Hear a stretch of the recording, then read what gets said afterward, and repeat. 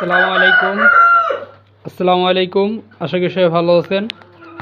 তো অনেক দিন থেকে আমার চ্যানেলের আপডেট দেওয়া হয় না, খামার আপডেট দেওয়া হয় না, চ্যানেলে ভিডিও ছাড়া হয় না। তো আজকে ভাবলাম আপনাদেরকে খামারের একটা আপডেট দেই। তো আমার এখানে আপনারা যারা এর আগে দেখেন নাই, আমি ভিডিও দেই নাই, হয়তো খামার করার পর একটা মাত্র ভিডিও দিছিলাম। আমার এখানে টাইগার আছে, হেজা, লাইজা আর হচ্ছে আপনার দেশি, হ্যাঁ, তিনটা আছে। তো এইগুলো সব কিছুই আমি আলাদা আলাদা করে ফেলবো। হ্যাঁ, একটা রুমে শুধু হেজা রাখবো, আরেকটা রুমে শুধু লাইজা রাখবো, আরেকটা রুমে টাইগার মুরগি রাখবো। সবগুলো আলাদা আলাদা করব। তো আস্তে আস্তে করতেছি। তো এইখানে এটা টাইগার মুরগি, আর এই যে টাইগার মুরগ,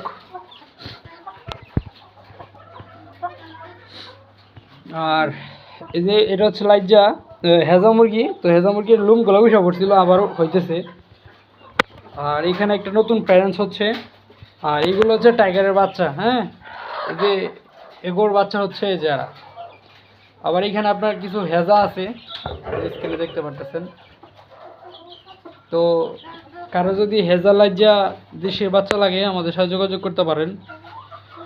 এইখানে দুইটা দেশি রাখা আছে, আর এটা এখনও ডিমে আসে নাই, ডিমে খুব শীঘ্রই আসবে হেজা। তো এই জন্য রাখছি, ওইটার সঙ্গে মিট করে না দেশি, দেখছি। আর তারপরে ওইটা সরাই ফেলবো আর কি, আলাদা করে ফেলবো। আর এখানে যে মুরগিগুলো দেখতে পারতেছেন, এটা হচ্ছে লাইজা মুরগি। তো লাইজা মুরগিগুলা শরীরে একটু লুম কম থাকে, আর এইগুলা প্রতিদিনই ডিম পারতেছে। হ্যাঁ, আর এগুলা নতুন প্যারেন্টস করা হয়েছে। এই হচ্ছে টাইগার।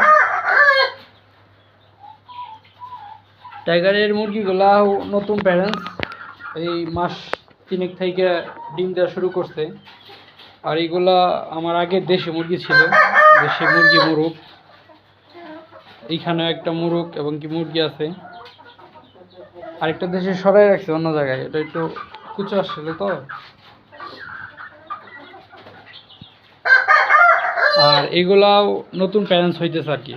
এগুলো এখনো মিট করা বা ডিমে আসে নাই, খুব শীঘ্রই আসবে। আর এইখানে কিছু স্ক্রিনে দেখা যাচ্ছে না লাইটের কারণে। এখানে প্রায় বড় হয়ে গেছে, 3 মাস 3.5 মাস এর বাচ্চাগুলা এখানে।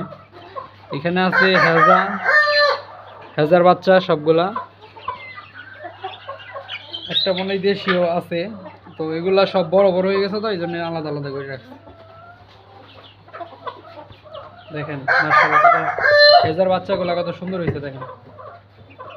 তো কারো যদি হেজা লাইজা পাহাড়ি বাচ্চা লাগে তাহলে জানাবেন। এগুলা ডিমের, এগুলো ডিম পাড়া মুরগি সব। এখানে একটা হেজা মুরগি আছে, আর একটা কালো জাতের যেটা মুরগি। আবার এইখানেও হেজা মুরগি আছে, এগুলো সব ডিমে আসে। ওই যে লুম উঠে যা, আবার কিছুদিন পর লুম হয় আর কি। ওই যে এটার লুম উঠে পড়ছে, এটার মতো একদম ওই যে ওইটাও ছিল। হ্যাঁ, পরে ওইটা এখন লুম হইতেছে আর কি। আর এই হেজার মুরগ হচ্ছে এটা, যারা বাচ্চা নিতে চান তাদের জন্য মুরগ করতে দেখে নেবেন। হেজার মুরগ এটা আর কি। হ্যাঁ, এখানে আরেকটা হেজার মুরগি আছে। এখানে আরেকটা হেজার মুরগি আছে। এটা মুরগি বলতে ডেকে আর কি, এটা ডিম আসতে দেরি আছে, আর 2 মাসের মতো যাবে এটা।